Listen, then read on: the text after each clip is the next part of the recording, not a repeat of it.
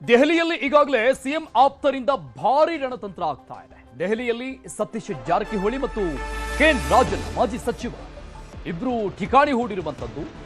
ಮಲ್ಲಿಕಾರ್ಜುನ ಖರ್ಗೆ ಅವರನ್ನ ಭೇಟಿಯಾಗಿ ಸಮಾಲೋಚನೆ ನಡೆಸಿದ್ದಾರೆ. ಈ ಭೇಟಿ ನಂತರದಲ್ಲಿ ಮಾತನಾಡಿದ್ರು ಕೂಡ ಜಾರಕಿಹೊಳಿ ಅವರು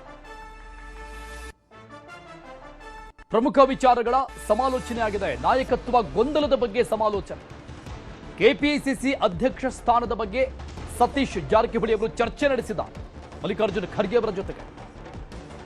ಇನ್ನು ಸಂಪುಟದಲ್ಲಿ ಎಸ್ಟಿ ನಾಯಕರಿಗೆ ಅವಕಾಶಕ್ಕೆ ಮನವಿ, ಈ ಪ್ರಮುಖ ಅಜೆಂಡಾಗಳನ್ನು ಇಟ್ಕೊಂಡು ದೆಹಲಿಗೆ ಹೋಗಿರು ಖರ್ಗೆ ಜೊತೆಗೆ ಮಾತುಕತೆಯನ್ನ ಮತ್ತೊಂದು ಕಡೆ ಕೆಎನ್ ರಾಜನ್ ಅವರು ಕೂಡ ನಡೆಸಿದ್ದಾರೆ.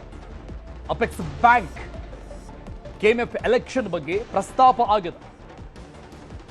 ಅಪೆಕ್ಸ್ ಬ್ಯಾಂಕ್ ಅಧ್ಯಕ್ಷ ಸ್ಥಾನ ಈಗಾಗಲೇ ಕೈ ತಪ್ಪಿರುವಂತದ್ದು, ಅದು ಮತ್ತೆ ಕೆಎನ್ ರಾಜನ್ ಅವರಿಗೆ ಬೇಕು ಅನ್ನುವಂಥ ಮನವಿಯನ್ನ ಬೇಡಿಕೆಯನ್ನ ಇಟ್ಟಿದ್ದಾರೆ ಎನ್ನುವಂಥ ಮಾಹಿತಿ ಇದೆ.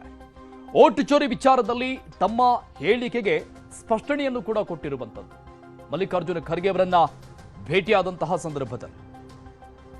ಇದು ದೆಹಲಿಯಲ್ಲಿ 3-4 ದಿನಗಳ ಕಾಲ ಠಿಕಾಣಿ ಹೂಡಿರುವಂತದ್ದು ಪ್ರಮುಖ ನಾಯಕರುಗಳು ಕೆಎನ್ ರಾಜನ್ ಮತ್ತು ಸತೀಶ್ ಜಾರಕಿಹೊಳಿ ಮಲ್ಲಿಕಾರ್ಜುನ ಖರ್ಗೆ ಅವರನ್ನ ಭೇಟಿಯಾಗಿರುವಂತದ್ದು. ಇದು ಸಹಜವಾಗಿ ಇಲ್ಲಿ ಕುತೂಹಲಕ್ಕೆ ಕಾರಣ ಆಗಿದೆ. ಈ ಬಗ್ಗೆ ಡೀಟೇಲ್ಸ್ ಕೊಡ್ತಾರೆ ನಮ್ಮ ಪ್ರತಿನಿಧಿ ಕೃಷ್ಣ ಸಂಪರ್ಕದಲ್ಲಿದ್ದಾರೆ. ಕೃಷ್ಣ, ಯಾವಾಗ ಕೆಎನ್ ರಾಜನ್ ಮತ್ತು ಜಾರಕಿಹೊಳಿ ಅವರು ದೆಹಲಿಗೆ ಹೋದ್ರು, ಅಲ್ಲಿ ಖರ್ಗೆ ಅವರನ್ನ ಭೇಟಿ ಆದ್ರು, ಅವತ್ತಿನಿಂದ ಇವತ್ತಿನವರೆಗೂ ಒಂದಿಷ್ಟು ಚರ್ಚೆಗಳಾಗ್ತಾ ಇದೆ. ಚರ್ಚೆಗಳಂದ್ರೆ ಒಂದು ಕಡೆ ಒಂದೇ ಕಣ್ಣಲ್ಲಿ ಡಿ.ಕೆ. ಶಿವಕುಮಾರ್ ಅವರ ಬಣ ಅಂತ ಏನು ನಾವು ಹೇಳ್ತಾ ಇದ್ದೀವಿ, ಅದು ಇಟ್ಟ ಕಣ್ಣನ್ನ ಇಟ್ಟರಿಂತ ರೀತಿಯಲ್ಲಿ ನೋಡ್ತಾ ಇದೆ, ನೇರವಾಗಿ ಏನಾಗಬಹುದು ಅನ್ನುವಂಥ ರೀತಿಯಲ್ಲಿ. ಯಾಕಂದ್ರೆ ಒಂದು ಬ್ಯಾಚ್ ಈಗಾಗಲೇ ಇಂಟರ್ನ್ಯಾಷನಲ್ ಟ್ರಿಪ್ಗೆ ಹೋಗಿರುವಂಥದ್ದು, ಇದೆಲ್ಲವೂ ಕೂಡ ತಾಳೆ ಆಗ್ತಾ ಇದೆ ಅಂತ ಕಾಣಿಸುತ್ತೆ ಎಲ್ಲದಕ್ಕೂ ಕೂಡ. ಖಂಡಿತವಾಗ್ಲೂ ಎಲ್ಲದಕ್ಕೂ ಕೂಡ ಈಗ ಸಮಯ ಬಂದಿದೆ ಅನ್ಸುತ್ತೆ. ಹಾಗಾಗಿನೇ ಈಗ ಸತೀಶ್ ಜಾರಕಿಹೊಳಿ ಆಗಿರ್ಬೋದು ಮತ್ತೆ ಮಲ್ಲಿಕಾರ್ಜುನ್ ಖರ್ಗೆ ಅವರು ಈಗ ಮಾತನಾಡಿರುವಂತದ್ದು.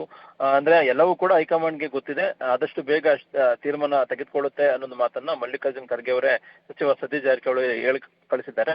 ಸತೀಶ್ ಜಾರಕಿಹೊಳಿ ಕೂಡ ರಾಜ್ಯ ಕಾಂಗ್ರೆಸ್ ನಲ್ಲಿ ನಡೆದಿರುವಂತಹ ನಾಯಕತ್ವದ ಕಿತ್ತಾಟ ಆಗಿರ್ಬೋದು, ಅದ್ರ ಯಾವ ರೀತಿಯಾಗಿ ಎಫೆಕ್ಟ್ ಆಗ್ತಾ ಇದೆ, ಮತ್ತೆ ಕಾರ್ಯಕರ್ತರು ಯಾವ ರೀತಿ ನೊಂದಿದ್ದಾರೆ, ಮತ್ತೆ ಬರುವಂತಹ ವಿಧಾನಸಭಾ ಚುನಾವಣೆಯಲ್ಲೂ ಕೂಡ ಯಾವ ರೀತಿಯಾಗಿ ಎಫೆಕ್ಟ್ ಆಗುತ್ತೆ ಪಕ್ಷದ ಮೇಲೆ, ಎಲ್ಲದ್ರ ಬಗ್ಗೆ ಕೂಡ ಅಲ್ಲಿ ವಾಸ್ತವ ಅಂಶಗಳನ್ನ ಮಂಡಿಸಿದಂತ ಸಂದರ್ಭದಲ್ಲಿ ಮಲ್ಲಿಕಾರ್ಜುನ್ ಖರ್ಗೆ ಅವರು ಈಗ ಭರವಸೆಯನ್ನು ಕೊಟ್ಟಿರುವಂತದ್ದು ಎಲ್ಲವೂ ಕೂಡ ಹೈಕಮಾಂಡ್ ಗಮನದಲ್ಲಿದೆ ಅನ್ನುವಂಥದ್ದು. ಬಹುಶಃ ಹೈಕಮಾಂಡ್ ನಾಯಕರು 26 ಅಂದ್ರೆ ಈ ವಾರದಲ್ಲೇನೆ ಸಿದ್ದರಾಮಯ್ಯ ಮತ್ತೆ ಡಿ.ಕೆ. ಶಿವಕುಮಾರ್ನ ದೆಹಲಿಗೆ ಕರೆಸ್ಕೊಳ್ಳೋದ್ರ ಮುಖಾಂತರವಾಗಿ ರಾಹುಲ್ ಗಾಂಧಿ ಅವರ ಸಮ್ಮುಖದಲ್ಲಿ ಒಂದು ಚರ್ಚೆ ಮಾಡಿ ಒಂದು ಪವರ್ ಶೇರಿಂಗ್ ವಿಚಾರವಾಗಿ ಒಂದು ಸ್ಪಷ್ಟತೆ ತೆಗೆದುಕೊಳ್ಳುವಂತ ನಿಟ್ಟಿನಲ್ಲಿ ಕೂಡ ಹೈಕಮಾಂಡ್ ನಾಯಕರು ತೀರ್ಮಾನ ತೆಗೆದುಕೊಳ್ಳುವಂತ ಸಾಧ್ಯತೆ ಇದೆ. ಅದಕ್ಕೋಸ್ಕರವಾಗಿನೇ ಡಿ.ಕೆ. ಶಿವಕುಮಾರ್ ಕೂಡ ಮಾತಾಡಿದ್ದಾರೆ. ಏನಿದ್ರು ಕೂಡ ನಾನು 23ರ ನಂತರವಾಗಿ ರಾಜಕಾರಣದ ವಿಚಾರವಾಗಿ ಮಾತಾಡ್ತೇನೆ ಅಂತ ಮಾತನ್ನು ಕೂಡ ಹೇಳಿದ್ದಾರೆ. ಮತ್ತೆ ಯಾರೆಲ್ಲ ಅವರ ಆಪ್ತ ಬಣದ ಶಾಸಕರು ಹೇಳ್ತಾ ಇದ್ದಾರೆ ಡಿ.ಕೆ. ಶಿವಕುಮಾರ್ ಮುಖ್ಯಮಂತ್ರಿ ಆಗ್ತಾರೆ ಹಾಗೆ ಹೇಗೆ ಅಂತ, ಅವ್ರಿಗೂ ಕೂಡ ಬಾಯಿ ಮುಚ್ಚಿಸುವಂತ ಒಂದು ಕೆಲಸವನ್ನು ಕೂಡ ಡಿ.ಕೆ. ಶಿವಕುಮಾರ್ ಕೂಡ ಮಾಡಿರುವಂತದ್ದು. ಅದ್ರ ಜೊತೆಗೆ ಸಿಎಂ ಸಿದ್ದರಾಮಯ್ಯ ಕೂಡ ತಮ್ಮ ಸಮುದಾಯದ ಪ್ಲೇ ಕಾರ್ಡ್ ಕೂಡ ಬಳಕೆಯನ್ನು ಮಾಡಿದ ಸಂದರ್ಭದಲ್ಲಿ ಬಹುಶಃ ರಾಜ್ಯ ಕಾಂಗ್ರೆಸ್ನ ನಾಯಕತ್ವದ ಬಿಕ್ಕಟ್ಟು ಕೊನೆಯ ಹಂತಕ್ಕೆ ಬಂದು ಈಗ ತಲುಪಿರುವಂತದ್ದು. ಹಾಗಾಗಿನೇ ಒಂದ್ ಕಡೆ ಈಗ ಸತೀಶ್ ಜಾರಕಿಹೊಳಿ ಹೋದಂತ ಸಂದರ್ಭದಲ್ಲಿ ಸತೀಶ್ ಜಾರಕಿಹೊಳಿ ಕೂಡ ಮುಖ್ಯಮಂತ್ರಿ ಸ್ಥಾನದ ಆಕಾಂಕ್ಷಿ, ಆದ್ರೆ ಅವ್ರು 2028ಗೆ ಕ್ಲೈಮ್ ಮಾಡ್ಕೊಂಡಿರುವಂತ ನಾಯಕರು. ಈಗ ಅವರು ಕೆಪಿಸಿಸಿ ಅಧ್ಯಕ್ಷ ಸ್ಥಾನದ ಕನಸನ್ನು ಕೂಡ ಕಾಣ್ತಾ ಇದ್ದಾರೆ. ಒಂದ್ ಕಡೆಗೆ ಡಿ.ಕೆ. ಶಿವಕುಮಾರ್ ಕೂಡ ಸತೀಶ್ ಜಾರಕಿಹೊಳಿಗೆ ಎಲ್ಲೋ ಒಂದ್ ಕಡೆ ಮಾತಾಡಿದಂತ ಸಂದರ್ಭದಲ್ಲಿ ಅವ್ರಿಗೆ ಡಿ.ಸಿ.ಎಂ ಸ್ಥಾನ ಕೊಡಿಸುವಂತ ನಿಟ್ಟಿನಲ್ಲಿ ಕೂಡ ಡಿ.ಕೆ. ಶಿವಕುಮಾರ್ ಮನಸ್ಸನ್ನ ಮಾಡಿದ್ರು ಕೂಡ ಹೇಳಲಾಗ್ತಾ ಇದೆ. ಹೀಗಾಗಿ ಡಿ.ಕೆ. ಶಿವಕುಮಾರ್ ಕೂಡ ತಮ್ಮದೇ ಆದ ಕಾರ್ಯತಂತ್ರದ ಮುಖಾಂತರವಾಗಿ ಸೀನಿಯರ್ ಸಿದ್ದರಾಮಯ್ಯ ಹೊರತುಪಡಿಸಿ ಕಾಂಗ್ರೆಸ್ ಪಕ್ಷದಲ್ಲಿ ಯಾರೆಲ್ಲ ನಾಯಕರುಗಳಿದ್ದಾರೆ ಅವರೆಲ್ಲರೂ ಕೂಡ ವಿಶ್ವಾಸಕ್ಕೆ ತೆಗೆದುಕೊಳ್ಳುವಂತದ್ದು, ಶಾಸಕರ ಸಂಪರ್ಕಿಸುವಂತ ಕೆಲಸವನ್ನು ಕೂಡ ಮಾಡಿರುವಂತದ್ದು. ಹೀಗಾಗಿ ಅಂತಿಮವಾಗಿ ಶಾಸಕರ ಬೆಂಬಲ ಕೂಡ ಅತ್ಯಗತ್ಯ ಆಗಿರುತ್ತೆ. ಹಾಗಾಗಿನೇ ಹೈಕಮಾಂಡ್ ನಾಯಕರು ಕೂಡ ಅಂತಿಮವಾಗಿ ತನ್ನ ಪರವಾಗಿ ನಿಲ್ಬಹುದು, ಶಾಸಕರು ಮತ್ತೆ ನಾಯಕರೆಲ್ಲರೂ ಕೂಡ ತಮ್ಮ ಪರವಾಗಿ ನಿಲ್ಬಹುದು ಅನ್ನೋ ಕಾರಣಕ್ಕೋಸ್ಕರವಾಗಿನೇ ಡಿ.ಕೆ. ಶಿವಕುಮಾರ್ ಎಲ್ಲೂ ಕೂಡ ನಾಯಕತ್ವದ ವಿಚಾರವಾಗಿ ಎಲ್ಲೂ ಕೂಡ ಮಾತಾಡ್ತಾ ಇಲ್ಲ. ಹೀಗಾಗಿ ಈ ವಾರದಲ್ಲಿ ಅಂದ್ರೆ ಈಗ ಏನು ವಾರ ಶುರು ಆಗುತ್ತೆ, ಈ ಒಂದು ವಾರದಲ್ಲಿ ರಾಜ್ಯ ಕಾಂಗ್ರೆಸ್ ನಾಯಕತ್ವದ ವಿಚಾರದಲ್ಲಿ ಒಂದು ರೀತಿ ಈ ಮಹತ್ವನ ಪಡ್ಕೊಂಡಿದೆ ಅಂತ ಹೇಳ್ಬೋದು. ಮತ್ತೊಂದ್ ಕಡೆ ಕೆಎನ್ ರಾಜನ್ ಅವರು ಕೂಡ ಭೇಟಿ ಮಾಡಿದಂತ ಸಂದರ್ಭದಲ್ಲಿ ಅವ್ರ ಅಪೆಕ್ಸ್ ಬ್ಯಾಂಕ್ ಏನ್ ಕೈ ತಪ್ಪಿತ್ತು ಅಧ್ಯಕ್ಷ ಸ್ಥಾನವನ್ನು ಕೂಡ ಅಲ್ಲಿ ಪ್ರಸ್ತಾಪನ ಮಾಡಿರುವಂತದ್ದು. ಮತ್ತೊಂದ್ ಕಡೆ ಎಸ್ಟಿ ಸಮುದಾಯಕ್ಕೂ ಕೂಡ ಹೆಚ್ಚುವರಿ ಏನು ಸಚಿವ ಸ್ಥಾನವನ್ನು ಕೊಡಬೇಕು ನಿಟ್ಟಿನಲ್ಲಿ ಡಿಮ್ಯಾಂಡ್ ಕೂಡ ಸತೀಶ್ ಜಾರಕಿಹೊಳಿ ಮಾಡಿದ್ದಾರೆ. ಯಾಕಂದ್ರೆ ಬಿ ನಾಗೇಂದ್ರ ಅವರು ರಾಜೀನಾಮೆ ಕೊಟ್ಟ ಬಳಿಕವಾಗಿ ಅವ್ರ ಖಾತೆ ಕೂಡ ತೆರವಾಗಿದೆ.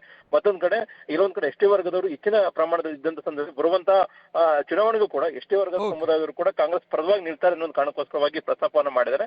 ಎಲ್ಲದ್ರ ಬಗ್ಗೆ ಕೂಡ ಮಲ್ಲಿಕಾರ್ಜುನ್ ಖರ್ಗೆ ಅವರು ಕೂಡ ಈಗಾಗಲೇ ತಿಳ್ಕೊಂಡಿದ್ದಾರೆ. ಮಲ್ಲಿಕಾರ್ಜುನ್ ಖರ್ಗೆ ಅವರು ಕೂಡ ಸದ್ಯ ನಿನ್ನೆ ರಾತ್ರಿ ಬೆಂಗಳೂರಿಗೆ ಬಂದಿದ್ದಾರೆ. ಇವತ್ತು ಕೂಡ ಡಿ.ಕೆ. ಶಿವಕುಮಾರ್ ಮತ್ತೆ ಸಿಎಂ ಸಿದ್ದರಾಮಯ್ಯ ಕೂಡ ಕರೆದು ಮಾತಾಡುವಂತ ಸಾಧ್ಯತೆ ಇರುವಂತದ್ದು. Arun, thank you Krishna ಡೀಟೇಲ್ಸ್ಗೆ.